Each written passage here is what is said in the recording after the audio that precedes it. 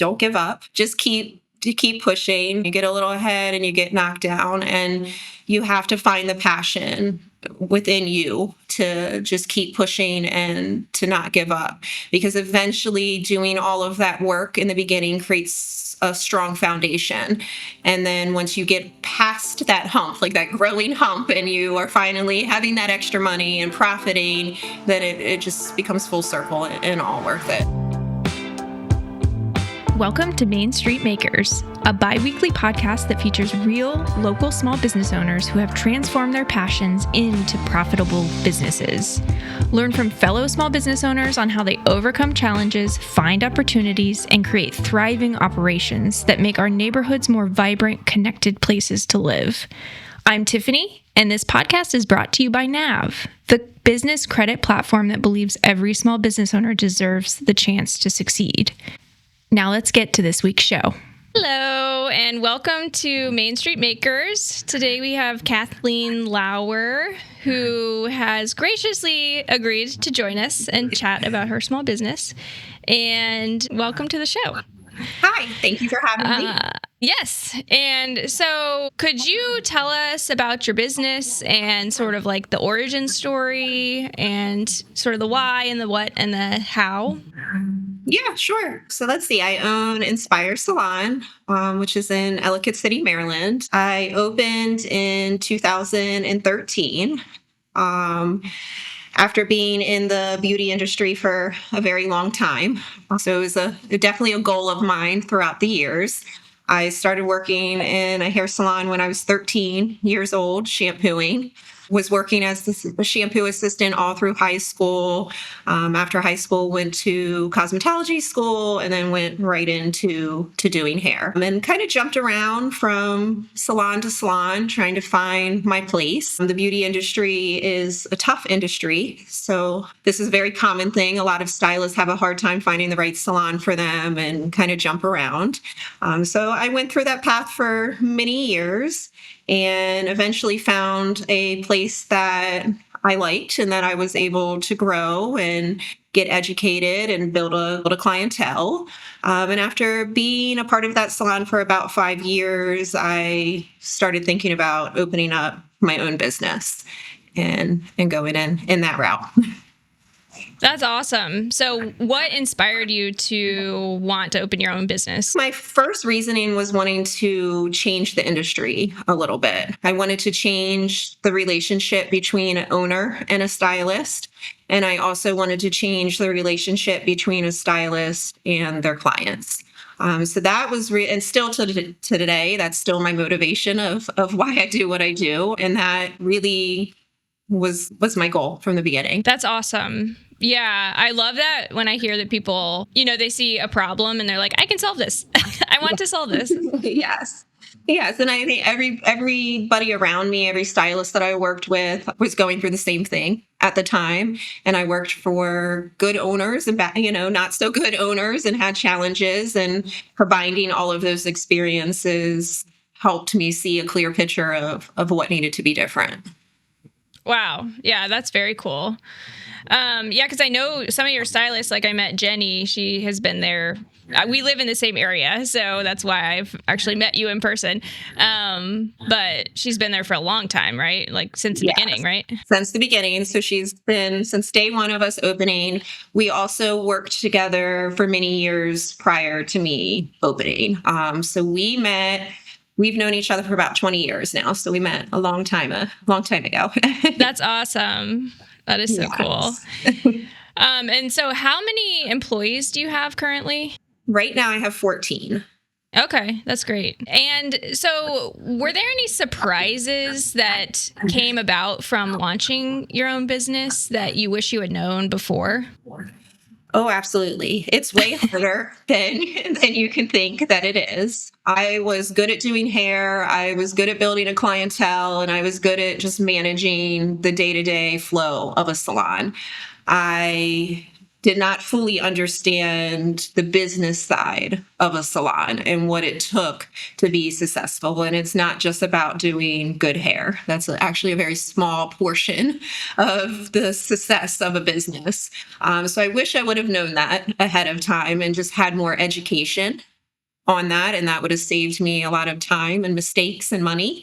And it cost way more than I thought it was going to cost. I had a set amount in my mind of what it was going to take to open up and to do my renovation and to get going, and it was double that cost.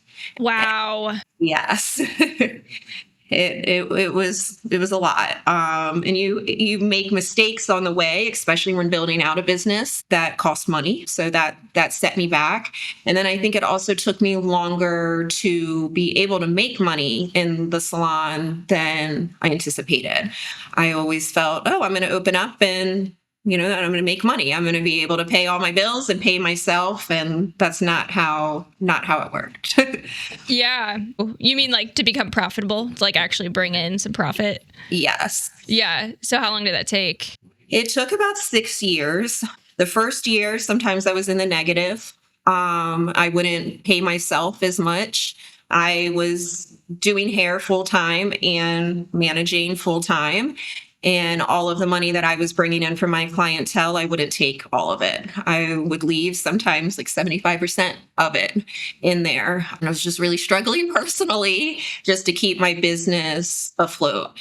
And then as the years went on and I started getting better with, money managing and marketing and managing my team and being able to retain clients, then we started to grow. And at about that 6-year mark, I started having extra money. But up until that point, it just was years of just breaking even every single month. It was so frustrating because I could not get ahead.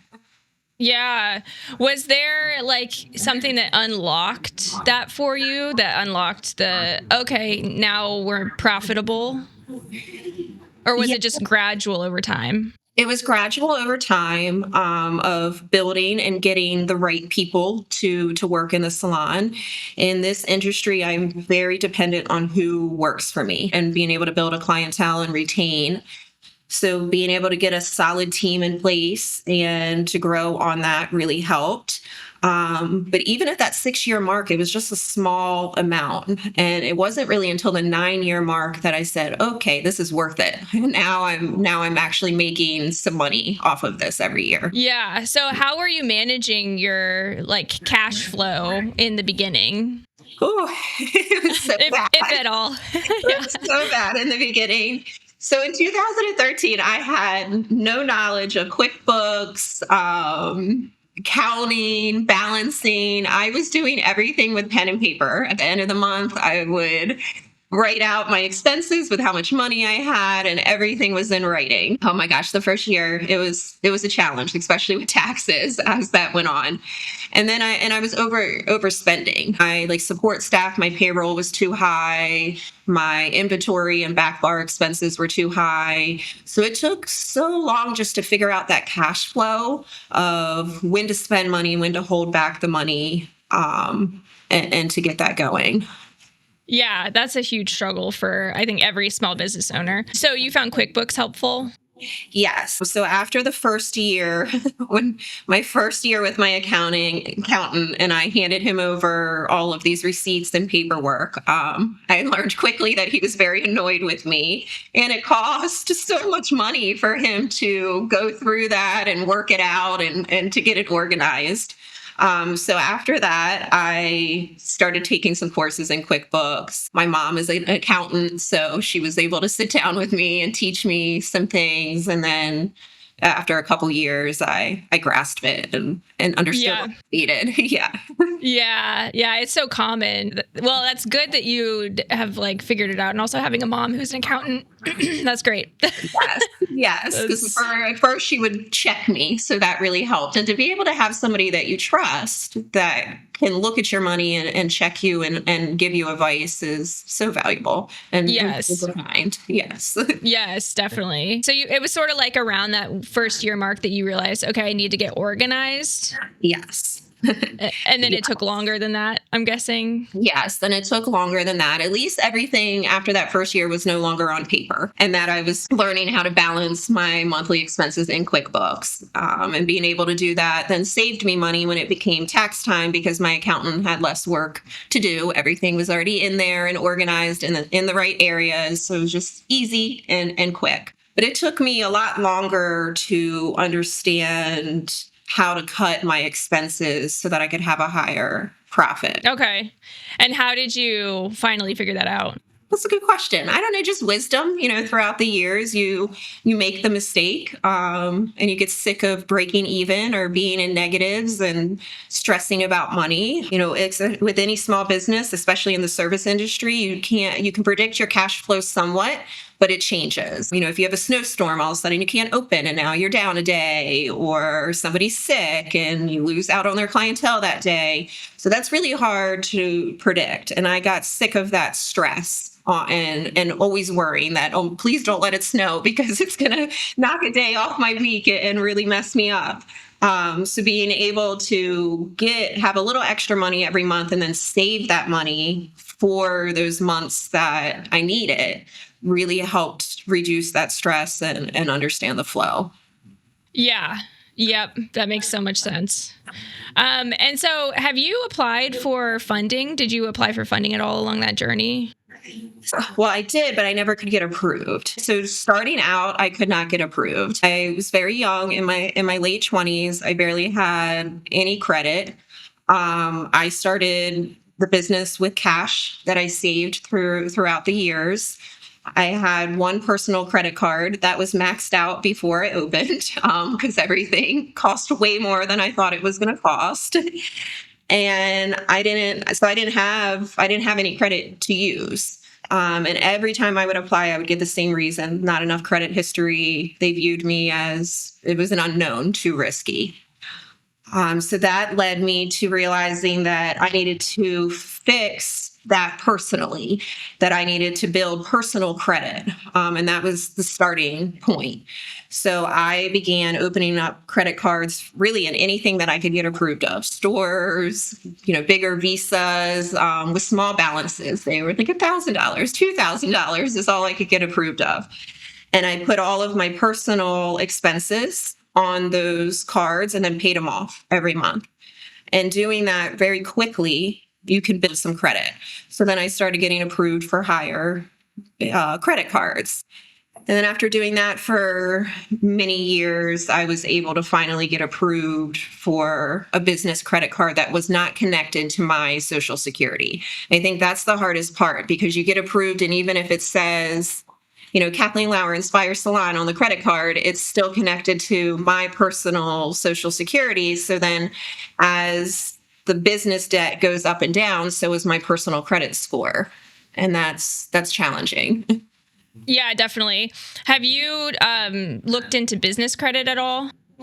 Yes, but it was many, many years. It was probably 8 or 9 years in that I was finally able to get approved for a credit card that was totally in my EIN number, not connected to my Social Security number. And that was through my business bank. And I think that helped because they saw years and years of cash flow. And they finally approved me for it. Yes. Yeah. Do you like track or monitor your business credit scores? I do. You do? Okay. Yeah. Yeah, I do. I'm pretty crazy, obsessive over it, because it was nice. I have to get this right. So I had to build it for myself personally and had to build it for the business. So now I do keep track of it. Yeah. Yeah. It's something we've learned is talking to people, and it just makes perfect sense, is a lot of people who start a small business just don't know that business credit exists. Yes. I didn't. First. Yeah. I had no idea. And I didn't understand the concept of your Social Security number and your EIN number and how that works and how those affect things. Yeah. What kind of entity do you operate as? An LLC? Mm-hmm. Okay. Yeah. A lot of people are sole proprietors, so that's even more connected. So yes, even more, which is so scary, because if everything is connected personally and something happens to your business, then in your personal life, you're suffering. And that was always my fear. So being able to get it out of my personal Social Security and my personal name just gives you a little bit of security, because I know if something happens with my business, it's not going to immediately affect me personally. Yes, absolutely. When did you reach the point where it felt like a real business, quote unquote? Because a lot of people, they're kind of afraid to even call themselves business owners because in the beginning, especially because it just feels like I'm not really a business owner. But when did it start to feel real for you? Oh, I don't know if it still feels fully, fully real. And maybe that's what makes us business owners, because we're never, fully accepting or happy. We're always pushing for the next thing. But I think I got a sense of it when I stepped back from doing hair. So in about 2019, 2020, the salon was getting so busy that it was hard for me to have a full clientele and manage and do everything that I needed to do as a business owner. So my days were super stressful and I was not giving anything my all. I was torn between a lot of responsibilities. So I stepped back from doing hair and I just said, I'm not doing it anymore. And I took a break for 2 years. And I focused on the business side of the salon and the marketing of the salon. And it took off. It grew so quickly. And my numbers were skyrocketing just from me focusing and giving it its attention. And I think at that moment, I was like, okay, this is my role. I'm a business owner and hair was my passion, but I can no longer do that full time because for me to be successful, this needs my attention. Yeah, that's so cool that it grew once you started doing that. Yes. I feel like it would be scary to do that, right? To step out. Yes, it was very scary. And the small amount of money that I was taking from the business was coming from my clientele. So it was really scary because now I was taking that away and my clients were staying in the business, going to other stylists. So that's good. The money was staying there, but I had to pay them for doing that work. So I needed to be busy enough and make enough money that I had extra at the end of the month to pay myself. And that was very scary. Yeah. Yep. Yeah, that makes perfect sense. That's very cool. So I did want to ask you, because I feel like your business, I've been there, and I feel like you are really good at customer service, and it seems like you put a lot of care into customer service. Thank you. Yes. Yeah. Was that a focus for you? Yes. Or is that currently? Yes. So I think before doing hair, being an assistant, I was at the front desk of a salon for a very long time. And that gets you good at customer service very quickly. And you never know what is going to come your way. So you have to deal with all different types of people in all different types of moods and personalities throughout the day. So you get a tough skin and you get used to how to manage that. And I think it lacks, and especially in the beauty industry, it can kind of be not a career for stylists. Oh, you get to play with hair all day. That must be fun. It's not taken as an actual career that they're living off of. So that was just a way that I wanted to elevate everything. And then you go into some other salons and watch their customer service. I always felt like it was lacking. So mixing that and being able to do great hair with customer service just elevates the client's experience. And I like making people feel good. When you come in, I want you to kind of leave your life behind and enjoy your hour at the salon. Yeah, well, that definitely was the case for me. I'm so glad. I love hearing that. Yeah, definitely. Yeah, that's fantastic. Yeah, because it really makes an impact on retention, I think, for people to feel like taken care of. Definitely. Yeah. That's very And being cool. able to do that before you come into the salon, which you experienced a little bit. We ask a lot of questions before coming in. And we ask all of those questions because I have 12 stylists and they're all good at different things. So I need to fully understand who you are, what your goals are, your hair type, your texture, all of these things. And then I can properly place you with the right stylist, which helps retention. Because if I'm just winging it and you call and say, hey, I want a haircut, and I put you on the next person's available on their schedule, that might not be a good fit for you. And then you never come back. So I found applying that customer service up front and going those extra steps in the beginning helped our retention rate and makes the client feel important at the same time. Yeah, and I actually sent a picture in of my hair, which I'd never done before, but I kind of loved that. It was like, oh, they actually care about my hair, and that's kind of what I've been looking for years. So that's really Yes. special. Oh, good. I'm glad. I also noticed that you require a credit card on file, which I've heard from, we've talked to other business owners for the podcast, and that's been like a strategy for cash flow, actually, for like in case people don't pay. Is that why you decided to do that? So we do it just in case you decide not to show up for your appointment. It's like an appointment guarantee. So stylists are commission based. So if they don't have a client in their chair, they're not getting paid. And sometimes, especially colors, that's a 4 to 5 hour appointment, like a large blonding service. And if they're working an 8-9 hour shift, that's half of their day. And then if the client doesn't show up, I lost out on that money. The stylist lost out on that money. So we started doing that just to protect the business. But I work customer service in it, so it's never just a strict, oh, she didn't show or she's 15 minutes late and we're gonna charge her right away. It's the last resort for me. I really don't want to have to charge somebody for not being there. So we always try to put ourselves in their shoes and see what life situation came their way and why they missed their appointment. Yeah, no, it makes a lot of sense. And I think it's pretty smart because you're right. If you don't show up for a lot of other things, you still have to pay. So Yes, absolutely. Yeah. I mean, if you miss a doctor's appointment, even really nice restaurants now take, credit card and they'll charge you if you last minute cancel or don't show up. And it's because they're small businesses and they have to survive. yes, exactly. Well, one final question. Do you have any last advice, words of wisdom for new or growing small business owners? Don't give up.